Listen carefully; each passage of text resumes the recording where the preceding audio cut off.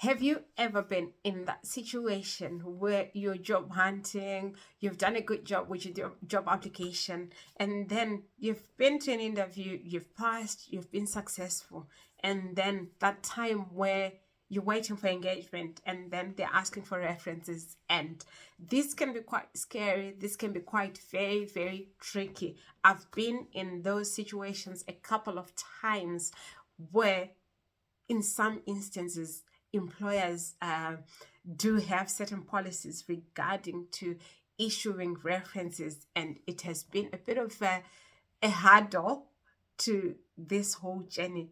If you have been in that situation and you you are still in that situation and you want to know what it is that you can actually do to navigate it, then you're in the rightful place, because today we are talking about how you can then navigate around getting a reference or still continuing with the engagement processes without a reference of maybe your referee or of your current employer. We are going to talk about it, and I will share a bit of my experience, especially when it came to joining the NHS, because I was moving from one employer to another and how I navigated around it. Guys, a big welcome to my YouTube channel. If you're watching us for the first time, I'm Florence, and here we do talk about life in the diaspora. We do talk about opportunities. We do talk about all the other issues that you can actually find tricky when it comes to life in the diaspora as a newbie, life abroad for anybody. So let's get into it, guys.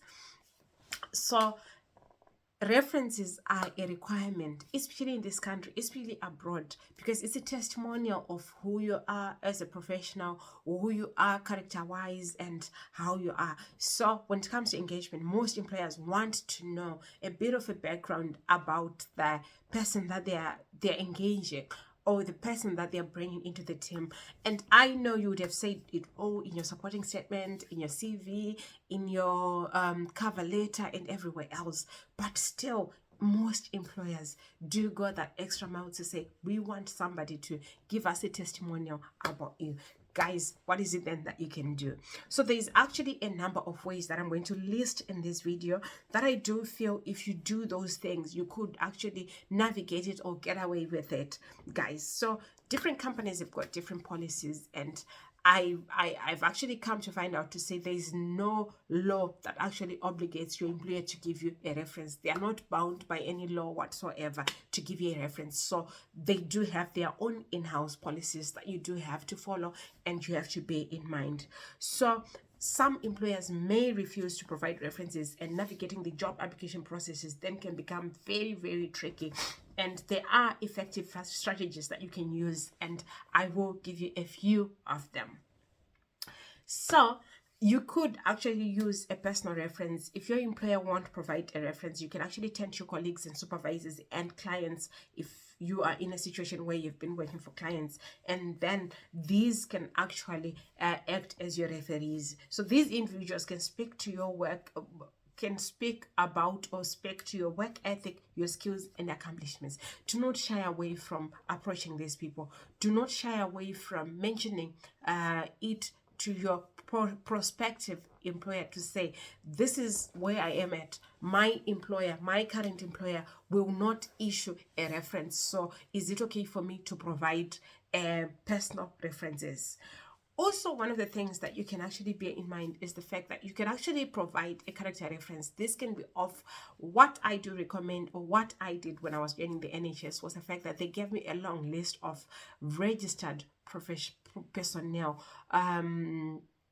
What do I mean by registered personnel? These are personnel or professionals who are affiliated with certain boards. This can be nurses, solicitors, social workers, anybody registered, or doctors that you know. And these people do not have to be family. And these also can include ministers of religion, pastors, or heads of congregation. They can actually act as your character references. So this is just in the event that your current employer or your former employer will not issue a reference. So it's not just that you just right away say, I will provide a character reference. You have to try, you have to engage them first, and then you hear their response. If the answer is no, there's no need for you to lose all hope. All hope is not lost. There's no need for you to feel like it's the end of the world, because here are the options in this video. Stay tuned and watch until the end, and don't forget to subscribe, please.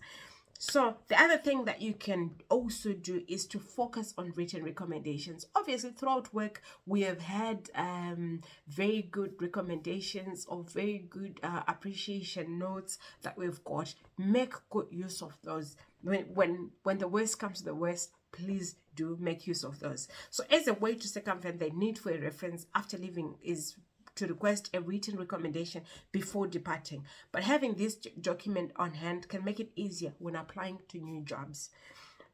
So you can also use your LinkedIn recommendations as a professional, as a skilled somebody. We encourage each other to say, have a LinkedIn profile, network with other professionals in the same field as you, and these can actually attest to your knowledge. These can be people that you've worked with, these can be people that you have attended workshops with or attended training with. They can actually attest to your skills and knowledge. One of the things that I do encourage people to do is explain to your potential employer the circumstances, because I mean, when you do ask for your reference, or when you do go to your former employer or your current employer and say to them, is it okay for me to put you down as my referee? The response that you're going to get, if it's a negative one, always be forthcoming to your prospective employer.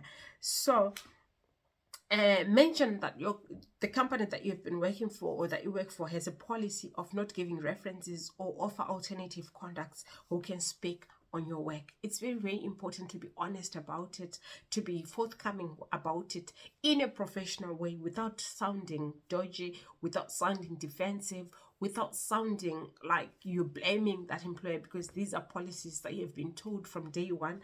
These are policies that you've always been aware of. So it's very, very important that you highlight. And many employers, prospective employers, this is one of the things that I found out, and the NHS is one of them. They will always find a way if they want you, if they want specifically, if you've impressed them with your skills, with your competence, then definitely there's always a way. So one of the things as well that I want to highlight that you can actually use is to highlight your best performance reviews. If you have any positive performance reviews or any formal evaluations from your time at the company, this can serve as evidence of your work ethic and skills. I mean, in every organization, there is appraisals and there is performance reviews. So if you do have those, and then it comes a time when you can't get a formal reference, you can actually use this to say, this is how I've been working in such and such a year. This has been or in this quarter, or the past 2 quarters or 3 quarters of the year, or the past 2 years, these have been my appraisal. Trust me, they work. Trust me, they work. So it's very, very important that you become open-minded, because I mean, the fact that you want to join another organization, it shows that it means a lot to you. It means so much more to you. So it's always important that you think outside the box. You are upfront about it. And even if it means you are watching this video and you still with the employer that you're with, you just never know. Just watch until the end. And these are some of the options that you could have in the event that you need to. Also, one of the things that I want to say or to share with all of you is the fact that you can use networking for opportunities. Instead of relying solely on applications that require references, you can actually look for jobs where you're being referred by somebody probably that you know or that you've worked with previously, but now works for a certain organization. Guys, this has worked before. I'm proud to say I've got colleagues, I've got friends, I've got family that I've actually like referred to organizations to say, okay, I know them, I've worked with them, I know their work ethic, and I'm one person who is not shy. Maybe because of my outspokenness and character and everything, and how I prioritize professionalism. Whenever I do refer someone to say, can you apply to this organization? I've worked with them. I always say to them, always mention, don't be shy to mention that I've been referred by Florence, or because they will ask, sometimes they do ask to say, okay, how did you get to know of this opportunity? Just say, so and so referred me. so and so mentioned it to me, then probably that organization can go then to your contact person, to your contact point, and then they ask about that person to say, how is she professionally? How are her skills and competencies? And so don't shy away from doing that. You don't necessarily have to go for jobs where they will require references. Sometimes those recommendations, those connections can work, and where references may play a less prominent role, and especially if the person recommending you already knows your capabilities. There are situations where one can actually like be headhunted to say, I used to work with such and such in my team, and she's brilliant, she's absolutely amazing, and then they go after you. So they will not bother with all the other things because somebody has actually vouched for you beforehand. So it's very, very important for you to be in mind that. So some of the things that you need to bear in mind is that approach this whole referencing thing with transparency and preparedness. You can still present a strong case for future employers even without a direct reference from your previous job.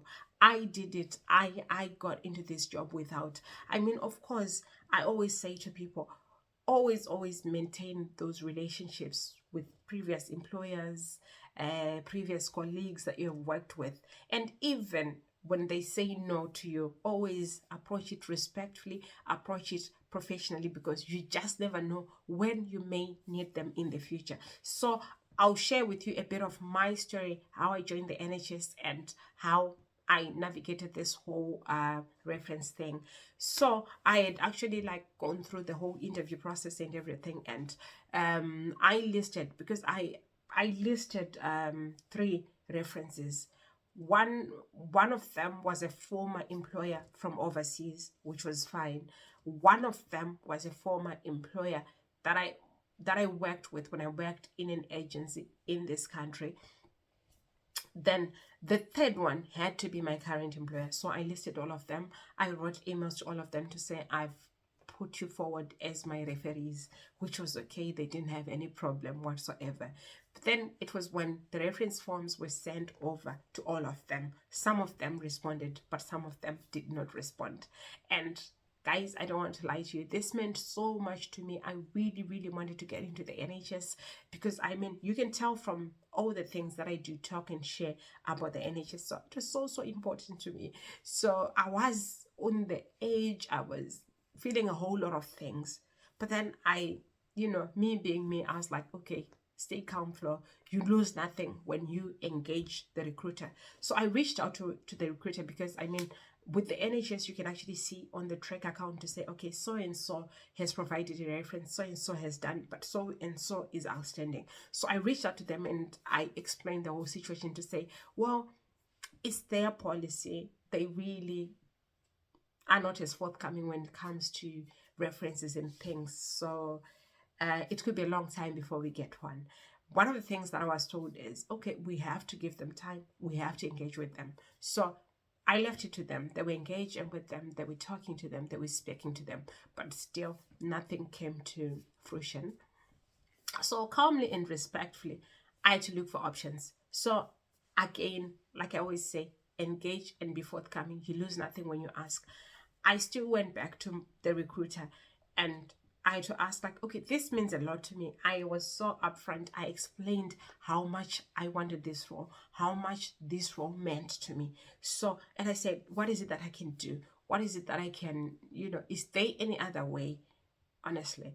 So they went on to say, okay, we're going to send you a list of references that we can check, which is character references. So that's when they send me a whole long list of registered professionals that I could actually get references of. And guys, one of the things that I want to say to all of you, if you're watching this video, is it's not advisable to get a reference of family or friends. It has to be professional, guys. And on this platform, we promote professionalism. We talk professionalism. We don't talk under the table. No. We don't talk dodgy. No, that's not our language here. So it had to be somebody that's not family.